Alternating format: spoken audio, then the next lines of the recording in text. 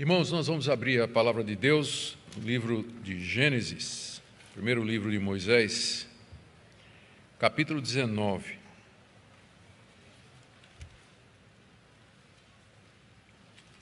E eu queria pedir que vocês mantivessem a Bíblia aberta no capítulo 19. Nós vamos do verso 23 até o verso 38. Como é uma passagem um pouco mais extensa, nós faremos a leitura à medida que a exposição da palavra de Deus prossegue.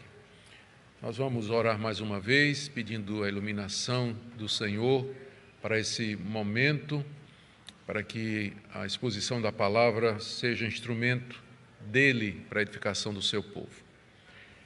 Pai querido, nós te agradecemos porque nos deste a tua palavra, revelação infalível, autoritativa na vida do teu povo. E agora, ao abri-la, nós queremos pedir graça para compreendê-la.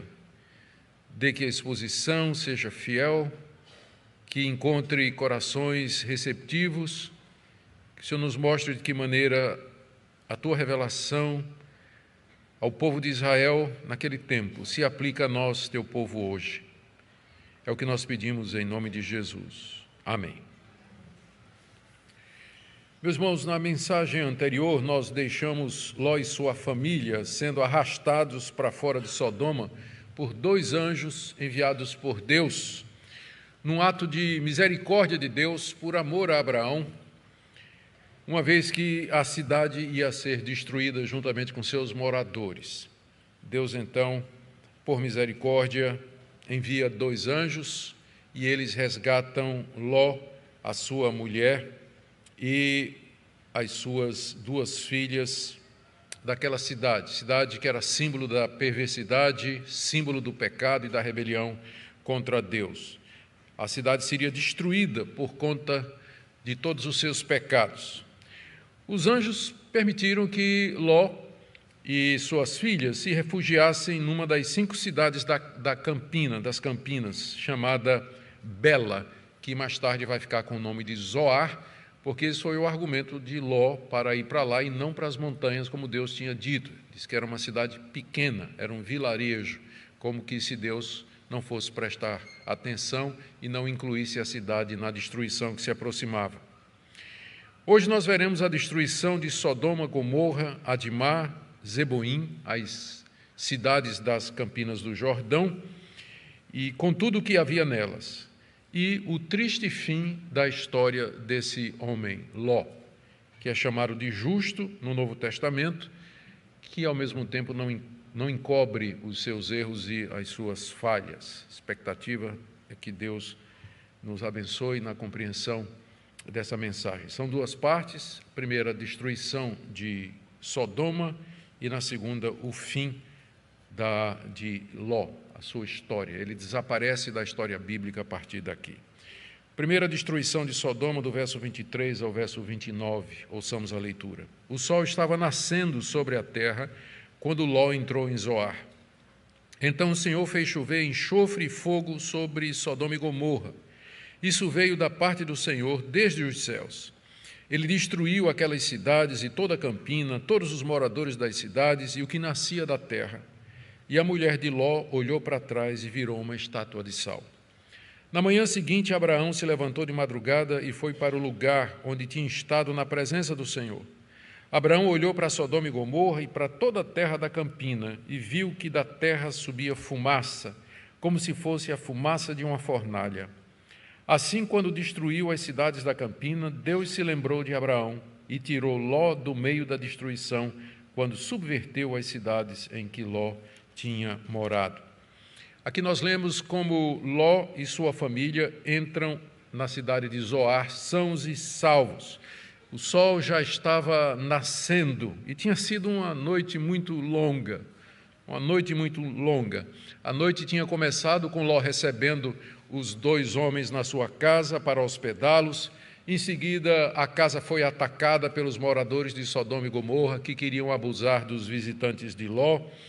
Ló tenta convencer os seus genros a fugir da cidade, uma vez que aqueles dois homens eram anjos destruidores que Deus havia mandado para executar juízo sobre a cidade. ele se demora durante a noite na cidade, tentando convencer os seus genros a fugir.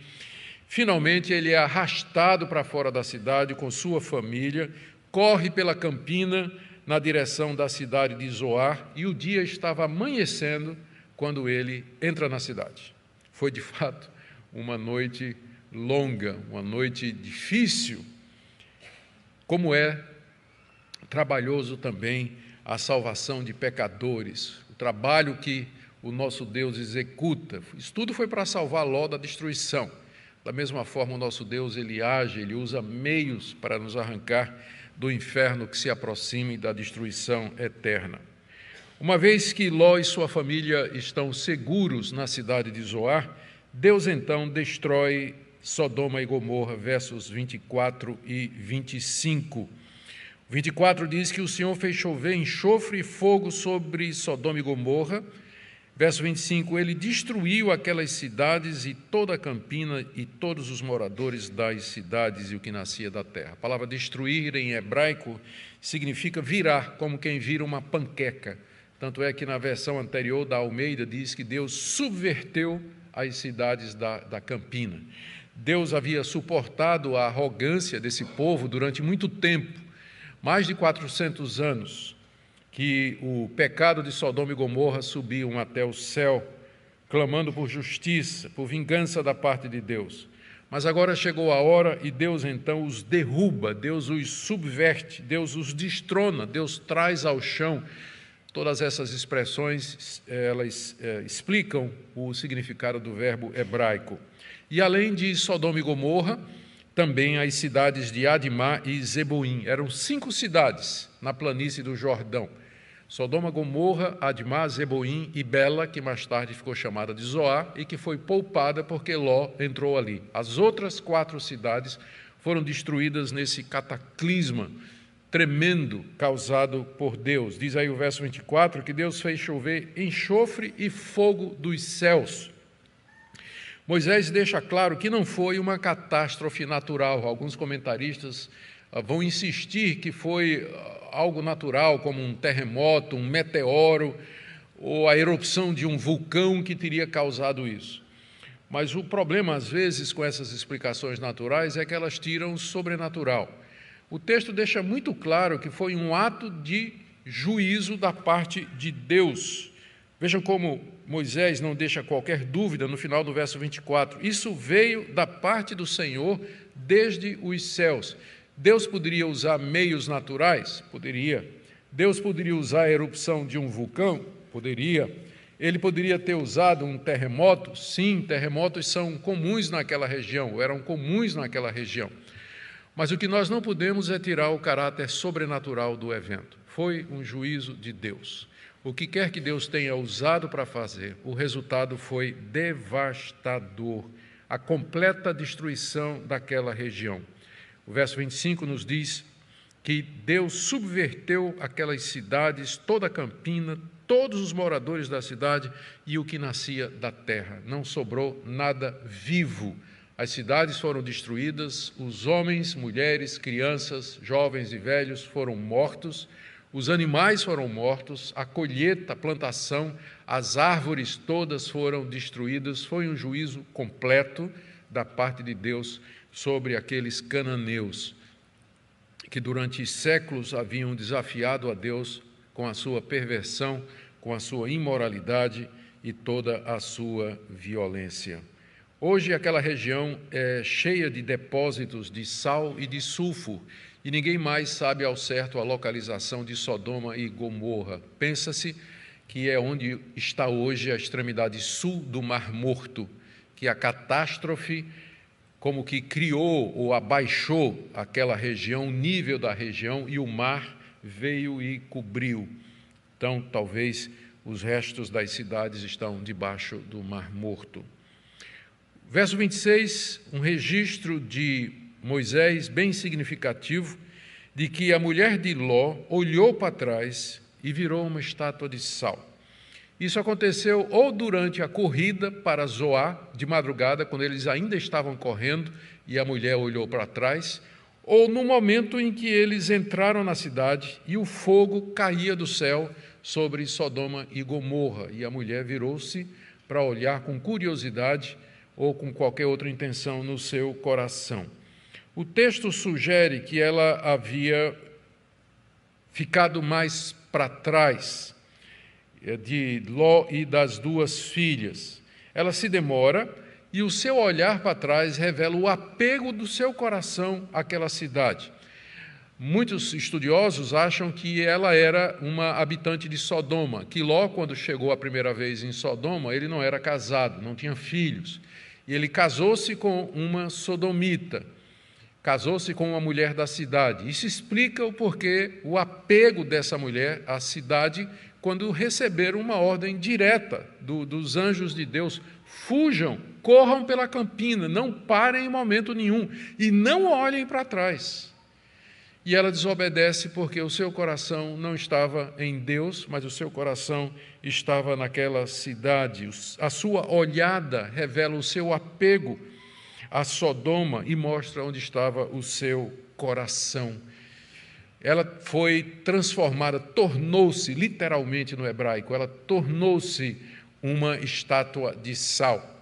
A gente não sabe se foi um juízo imediato de Deus ou se ela foi alcançada pelo fogo e enxofre que estava caindo da parte de Deus, uma vez que ela ficou para trás. O fato é que esse evento foi usado pelo Senhor Jesus, séculos depois, para advertir os seus discípulos quando Jerusalém fosse cercada pelos romanos. Em Lucas capítulo 17, Jesus diz aos discípulos que seria um juízo de Deus contra Jerusalém por tê-lo rejeitado, e que quando eles vissem Jerusalém cercada de exércitos, eles deveriam fugir e não olhar para trás, não voltar para tirar alguma coisa, para salvar algum bem. E aí, nesse contexto, Jesus diz, no verso 32 de Lucas 17, lembrai-vos da mulher de Ló. A mulher de Ló ficou como exemplo na história bíblica de alguém que se apegou ao mundo, de alguém que, apesar de todos os benefícios e de toda a graça de Deus que lhe foi dada, trocou tudo isso pelas coisas que estavam no seu coração. Trocou Sodoma pela vida e pela salvação em Zoar. 27 a 28, temos o final desse relato da destruição dessa cidade. Fala que Abraão veio ver o que tinha acontecido. Verso 27, na manhã seguinte, Abraão se levantou de madrugada e foi para o lugar onde tinha estado na presença do Senhor. Essa manhã seguinte de madrugada é a mesma manhã em que Deus destruiu Sodoma e Gomorra. No dia anterior, vocês lembram, Abraão tinha ficado nos carvalhais de Manre, onde ele morava, conversando com o terceiro anjo, que na verdade era o Senhor Deus, em pessoa. E tinha intercedido pela cidade de Sodoma, argumentando com base na justiça de Deus. Se tiver 50 justos, se tiver 40, se tiver 30, chegou até 10. E Deus disse, se tiver 10 justos, eu não vou destruir a cidade. Abraão estava preocupado com a segurança do seu sobrinho Ló. A noite passou e na manhã seguinte, Abraão volta para o lugar onde ele tinha intercedido diante de Deus pela cidade de Sodoma, seus moradores e pelo seu sobrinho. Com certeza, Abraão queria ver se a sua oração tinha surtido efeito, o que é que Deus tinha feito. E lemos aí que, verso 27, Abraão se levantou de madrugada, foi para o lugar onde tinha estado na presença do Senhor. Ele olhou para Sodoma e Gomorra, olhou na direção onde Sodoma e Gomorra estava. Esse lugar onde ele estava é um lugar alto, dá para ver as campinas do Jordão, perto de Hebrom, da cidade atual, cidade de Hebrom. Ele olhou para a terra da campina e o que ele viu, diz aí no verso 28, é que da terra subia fumaça, como se fosse a fumaça de uma fornalha. Abraão viu essas colunas de fumaça subindo do lugar onde antes ficavam as cidades. Moisés diz aqui que parecia a fumaça de uma fornalha. As fornalhas do Antigo Oriente eram feitas no chão para queimar madeira, fazer carvão e fazer tijolo. e elas queimavam o tempo todo, produzindo rolos escuros e densos de fumaça que se elevavam ao céu e que podiam ser vistos à distância. O que Abraão viu foi como se fosse aquela região tivesse se tornado uma grande fornalha, com rolos escuros de fumaça subindo até os céus. E com isso Abraão soube que não havia um justo em Sodoma. Porque Deus tinha dito, se tivesse pelo menos 10, ele não destruiria. Não tinha. A cidade havia sido destruída, Deus havia executado o seu juízo, o seu julgamento, como ele disse que faria se não houvesse nela pelo menos 10 justos. Mas, por amor a Abraão, Deus salvou o único justo que havia na cidade, que era Ló, verso 29. Quando subvertia, quando destruía as cidades da campina, Deus se lembrou de Abraão. Não é que Deus se lembrou de Ló. Deus se lembrou de Abraão, porque o pacto de Deus era com Abraão. E por causa de Abraão, ele abençoou o seu sobrinho Ló. Deus se lembrou de Abraão e tirou Ló do meio da destruição, quando subverteu as cidades em que Ló havia morado. Que Deus maravilhoso! Ele não somente abençoa-nos, mas ele abençoa os nossos descendentes. Através de nós, Deus abençoa aqueles que estão próximos de nós. Daí a importância de você ter um casamento no Senhor, daí a importância de você criar os seus filhos nos caminhos do Senhor, daí a importância de você procurar associar-se com o povo de Deus, porque Deus, na sua misericórdia, costuma abençoar aqueles que estão ao redor dos que o temem, daqueles que o amam de todo o coração. Aqui termina, então, a história de Sodoma e de Gomorra. Mais algumas observações sobre a cidade no final da mensagem, quando nós vamos trazer algumas lições preciosas para nós. Mas o relato não termina aqui. O relato termina com a origem dos moabitas e dos amonitas, que está aí do verso 30 até o verso 38. Ló partiu de Zoar e habitou no monte, ele e as 2 filhas, porque receavam permanecer em Zoar. Ló habitou numa caverna e com ele as 2 filhas. Então a primogênita disse à mais moça, nosso pai está velho e não há homem na terra que venha unir-se conosco, segundo o costume de toda a terra. Venha, vamos embebedá-lo com vinho, deitemo-nos com ele e conservemos a descendência de nosso pai. Naquela noite deram de beber vinho a seu pai. E entrando a primogênita se deitou com ele, sem que ele o notasse, nem quando ela se deitou, nem quando se levantou. No dia seguinte, a primogênita disse à mais nova, ontem à noite deitei-me com meu pai. Vamos embebedá-lo também essa noite. Entre e deite-se com ele, para que preservemos a descendência de nosso pai. De novo, naquela noite, deram de beber vinho a seu pai. E entrando a mais nova, se deitou com ele, sem que ele o notasse, nem quando ela se deitou, nem quando se levantou. E assim as 2 filhas de Ló ficaram grávidas do próprio pai. A primogênita deu à luz um filho e lhe deu o nome de Moabe. Este é o pai dos moabitas até o dia de hoje. A mais nova também deu à luz um filho e lhe deu o nome de Ben-Ami. Esse é o pai dos amonitas até o dia de hoje. Que relato triste, que fim melancólico para esse homem, sobrinho de Ló, sobrinho de Abraão, Ló, que é chamado de justo no Novo Testamento. E a Bíblia, entretanto, não encobre as suas fraquezas e as suas iniquidades. Algum tempo depois de ele ter morado em Zoar, ele resolve sair da cidade. O texto diz aqui é que ele estava com medo de ficar na cidade. Talvez medo dos habitantes, que eram semelhantes aos habitantes de Sodoma e Gomorra. Talvez ele tinha medo de que Deus ia destruir Zoar também, uma vez que a cidade era tão pecaminosa como as demais cidades das Campinas. Talvez ele tinha medo dos habitantes, de algum mal que aqueles habitantes de Zoar queriam fazer a ele. O ponto é que ele resolve sair da cidade depois de algum tempo. E ele vai morar numa caverna com suas filhas no monte, provavelmente as montanhas de Moabe, que ficam ao oriente do Rio Jordão, e que era o local original que Deus tinha dito para ele, fuja para as montanhas. Aí ele disse, não, eu quero ir para Zoar. E agora, depois de um tempo em Zoar, ele diz, não, eu vou para as montanhas.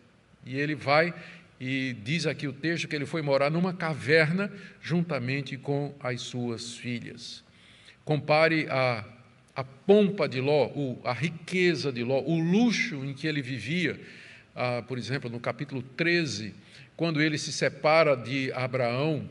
Ele era tão rico quanto Abraão, tinha gado, tinha servos, tinha ouro, prata, muitas riquezas, mas agora, depois das escolhas erradas que ele fez, ele termina morando numa caverna. Termina numa caverna juntamente com as suas 2 filhas. Ele vai morar ali depois de ter ajuntado provisões suficientes em Zoar, para poder sobreviver com as suas 2 filhas. E é lá então que as 2 filhas tramam ter filhos através do pai. Eles fugiram de Sodoma, mas Sodoma não fugiu deles. O problema não é a Sodoma física, mas a Sodoma do coração. As 2 meninas, então, pensando como sodomitas, resolvem o problema de que elas não podiam casar e ter filhos. Naquela época, a descendência de um homem era contada através dos filhos homens que ele tinha, e não das filhas. E Ló ia morrer sem filhos, e, portanto, sem descendência. As suas filhas tinham ficado noivas, mas os noivos, aliás, morreram em Sodoma, como os demais homens de toda aquela região. E agora eles tinham saído da cidade para morar numa caverna. Os casamentos naquela época, eles eram arranjados pelas famílias, e a família de Ló tinha perdido todo o vínculo social, relacional com os cananeus, depois da destruição de Sodoma e Gomorra e depois da decisão de ir para as montanhas, onde ficaram sozinhos. Morrer sem deixar descendentes era alguma coisa indesejável no Antigo Oriente. Era alguma coisa triste e, por vezes, era visto como castigo de Deus. A pessoa não teve filhos. E as 2 filhas de Ló estão preocupadas com a situação da família e começam a conversar sobre isso entre si, e a iniciativa parte da mais velha. O pai estava velho para se casar de novo, em breve iria morrer sem filhos, e elas, por sua vez, ficariam sem sustento, sem apoio e sem proteção. Elas precisavam casar, elas precisavam ter filhos. Casar não era possível, mas ter filhos sim. Elas resolveram então, pensando com a cabeça de sodomitas, resolveram embebedar o pai e ter relações com ele. Sem dúvida, esse plano era o resultado da influência do tempo que eles tinham morado em Sodoma. A cidade de Sodoma não tinha padrões morais. Na cidade de Sodoma valia tudo. Era um festival de imoralidades constante, e a perversão daqueles moradores havia já subido aos céus, o que ocasionou a sua destruição, a catástrofe que nós acabamos de ver. Como eu disse, as meninas saíram de Sodoma, mas Sodoma não saiu do coração delas. Inventaram esse plano: embebedar o pai e engravidar dele. E, para fazer isso, elas tinham que embebedar Ló, porque Ló jamais concordaria com isso. Apesar de ele ter morado em Sodoma, mas ele mantinha alguns princípios do tempo que ele tinha morado com Abraão e da linhagem dos setitas, que era a linha teológica, moral e ética da família de Abraão. Ló jamais concordaria com esse tipo de coisa, daí era preciso que ele tivesse bêbado para que isso acontecesse. E foi o que aconteceu do verso 33 até o verso 34, nós lemos que elas embebedaram o pai, o vinho provavelmente tinha vindo de Zoar, durante o tempo que moraram lá, né? Trouxeram vinho, embebedaram Ló. Ló estava tão bêbado, ficou tão bêbado, diz o texto aqui, que ele não viu quando a filha se deitou com ele, a mais velha, e se levantou. Entretanto, mesmo que ele tenha sido passivo ali, ele tem culpa de ter ficado embriagado. A embriaguez é a raiz de muitos outros pecados. Começa com embriaguez e aí vai para outras coisas. Vou falar sobre isso daqui a pouco. No dia seguinte, a mesma coisa. Outra vez, Ló se embriaga E ele não percebe quando a sua filha mais nova se deita com ele, nem quando ela se deita, nem quando ela se levanta. E mais uma vez, Ló não percebe o que acontece, embora é culpado mais uma vez de ficar embriagado. Diz aí o verso 36 que o resultado, o esquema das moças deu certo. Ambas ficaram grávidas do seu pai. E a falta de vergonha era tão grande que elas colocaram nomes nos filhos que refletiam o esquema pecaminoso. Os filhos incestuosos dessa relação se tornariam os pais dos moabitas e dos amonitas, verso 37 a 38, que seriam inimigos constantes da nação de Israel. A mais velha deu à luz a Moabe, foi o nome que ela colocou. A palavra Moabe em hebraico significa de meu pai. Não tinha a menor vergonha. De meu pai. É isso que Moabe significa. Verso 37. E a mais nova colocou o nome no filho de Ben-Ami, que significa filho de meu parente, de onde vem a palavra amonita. Elas não tinham o menor pudor, nem a consciência culpada daquilo que fizeram. E do pecado das duas filhas vieram esses dois inimigos permanentes dos israelitas, que eram os moabitas e os amonitas. E aqui se encerra de maneira melancólica a história desse homem. Ele não aparece mais no restante da história de Abraão e fica como exemplo de um homem justo, mas que se acomodou ao mundo, que criou sua família num mundo imoral e pervertido, onde ele havia escolhido viver e que finalmente colhe os frutos das suas decisões erradas. Queridos, o que é que Moisés queria ensinar aos israelitas com esse registro aqui da destruição de Sodoma e Gomorra e do nascimento dos moabitas, da origem dos moabitas e dos amonitas? Primeiro, que Moisés quer deixar muito claro para os israelitas que há um juízo que Deus reserva para os ímpios, para aqueles que vivem na iniquidade, que vivem na imoralidade. Cedo ou tarde, Deus haverá de trazer a sua justiça sobre eles. Da mesma forma que Deus destruiu o mundo antigo, o mundo de Noé, através do dilúvio, ele também destruiu Sodoma e Gomorra, fazendo chover fogo e enxofre do céu, e ele haveria de destruir os moradores de Canaã, usando os israelitas como instrumentos da sua justiça e da sua vingança. Lembrem, quando Moisés contou essas histórias, os israelitas estavam prestes a cruzar o Rio Jordão para conquistar a terra que era habitada pelos cananeus, a mesma terra que foi destruída com fogo e enxofre, a mesma terra onde estava Sodoma e Gomorra, embora eles entrariam mais ao norte e Sodoma e Gomorra estavam ao sul, mas fazia parte de toda a terra de Canaã. E eles entrariam ali e eles deviam estar conscientes de que a conquista da terra não seria somente a realização da promessa que Deus tinha feito a Abraão de que daria aquela terra para ele, mas seria também a execução do juízo de Deus contra os povos que moravam ali. Israel seria um instrumento de Deus para destruir aqueles cananeus, que seria um evento da mesma ordem do dilúvio e da destruição de Sodoma e Gomorra. E esses eventos, eles são, no Novo Testamento, usados para se referir ao juízo final de Deus. Nós nos referimos ao dilúvio, destruição de Sodoma e Gomorra, a destruição dos cananeus através de Josué, como sendo castigos circunstanciais ou temporais que Deus aplica aos ímpios aqui nesse mundo, e que são uma figura do castigo eterno, da destruição eterna, do inferno que se aproxima, do juízo eterno no lago de fogo e enxofre. É isso que devia ficar claro na cabeça dos israelitas, que há um Deus e que esse Deus é justo. E no tempo dele, no tempo certo, ele haverá de punir toda iniquidade.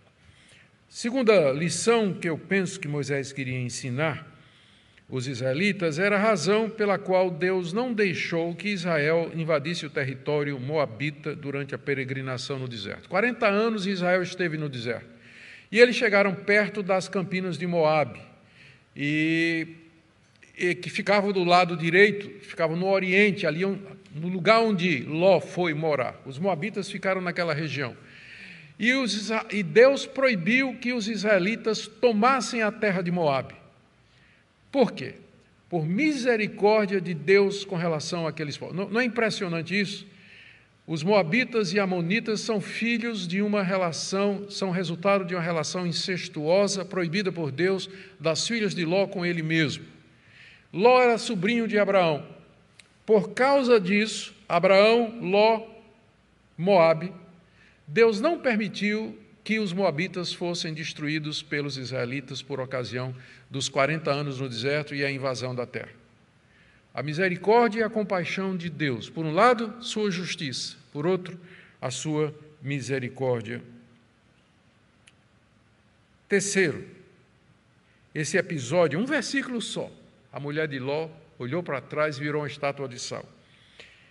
Creio que Moisés queria dizer, é um versículo que fala muita coisa. Eu creio que Moisés queria dizer aos israelitas, não olhem para trás. Qual foi um dos pecados dos israelitas durante 40 anos no deserto? Ai, que saudade do Egito. Quem me dera voltar para o Egito. Lá no Egito a gente comia cebola, alho, pepino.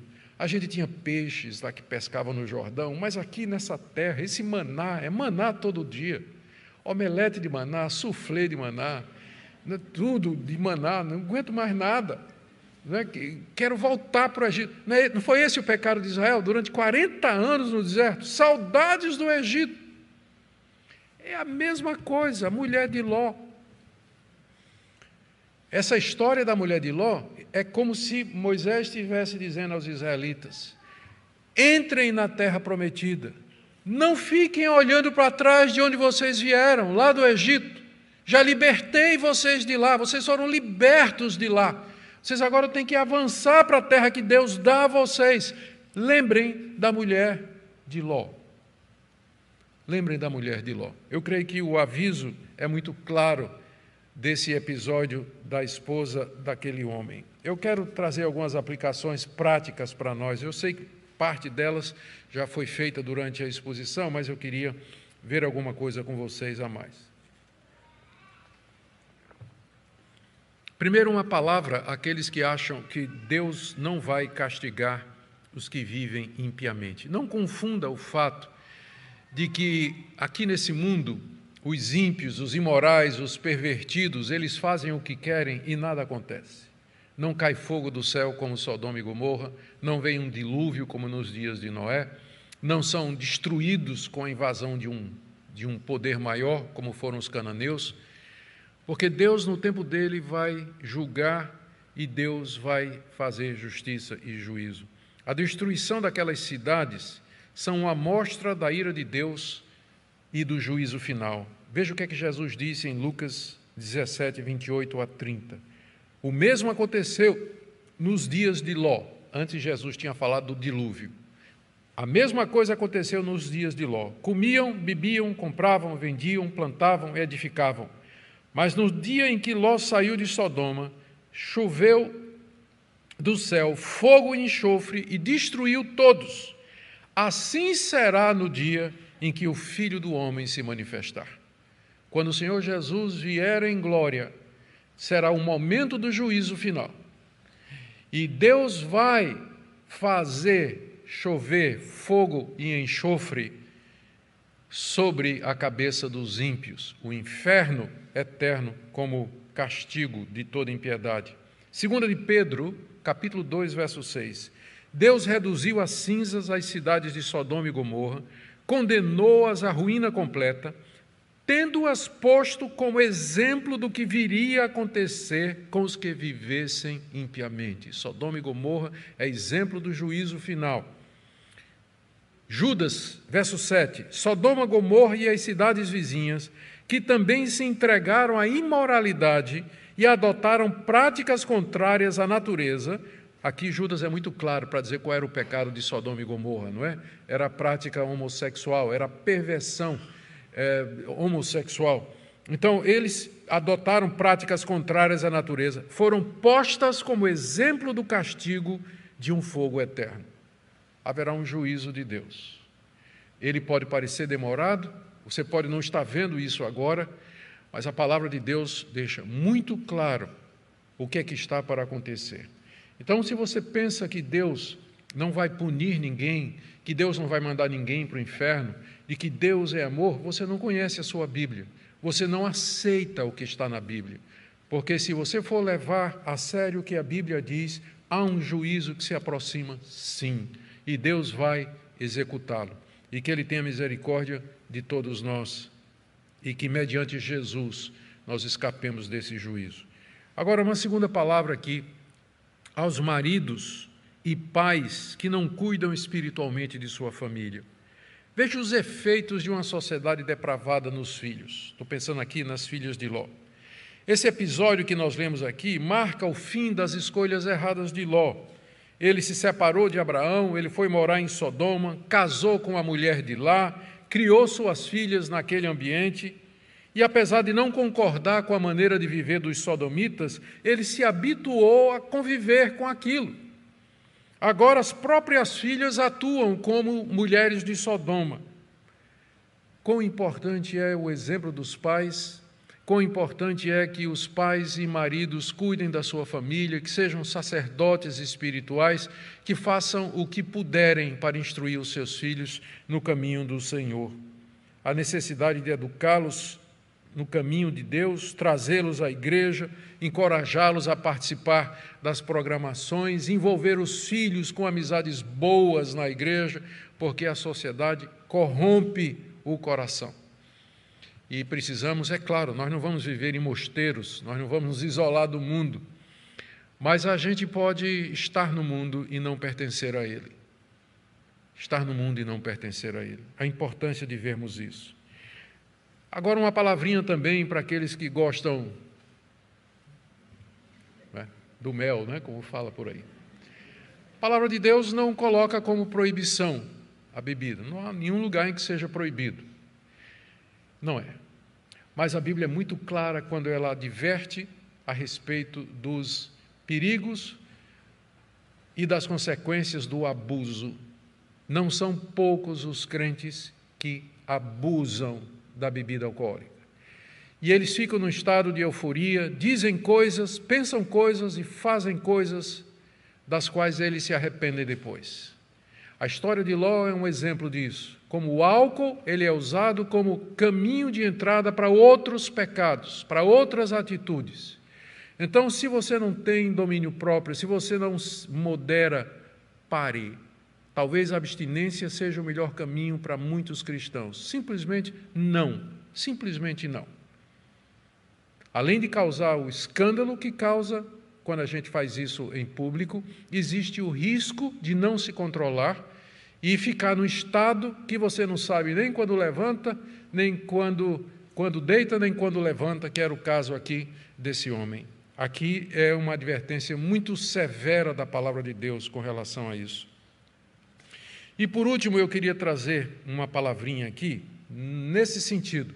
Pessoas que a Bíblia considera como justas, elas não eram perfeitas. Pedro se refere a Ló como o justo Ló. Ele era justo no sentido de que ele conhecia o Deus verdadeiro, ele queria andar nos caminhos de Deus, o seu coração era apegado a Deus, contudo, era um homem crente que fez escolhas erradas, que não soube se separar desse mundo, cujo coração se apegou às coisas desse mundo. E o resultado é que o mundo o corrompeu nas suas decisões, corrompeu a sua família. Mais do que um incentivo para vivermos no pecado, a história de Ló é um chamado à santidade. É Deus nos acautelando sobre os riscos que nós corremos aqui. Deus oferece graça e perdão mediante o Senhor Jesus Cristo. E por meio dele nós podemos obter a salvação e a libertação. E a pergunta é, como está você nessa manhã com relação a isso? Que Deus nos guarde, queridos, para que nós não sejamos como esse homem, que nós não sejamos como aqueles que se deixam corromper pelo mundo. Que Deus nos guarde e que Ele nos prepare para a vinda do Senhor Jesus, quando Ele virá buscar o seu povo e exercer o juízo de Deus sobre toda a humanidade.